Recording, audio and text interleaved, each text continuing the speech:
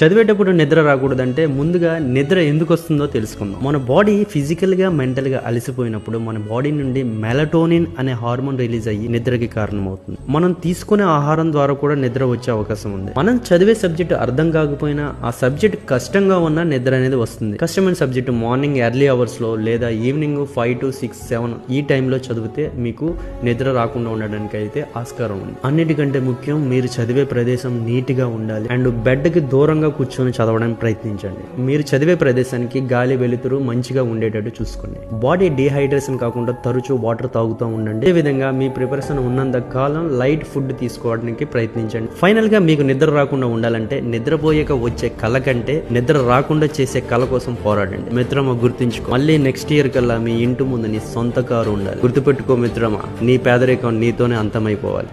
All the best.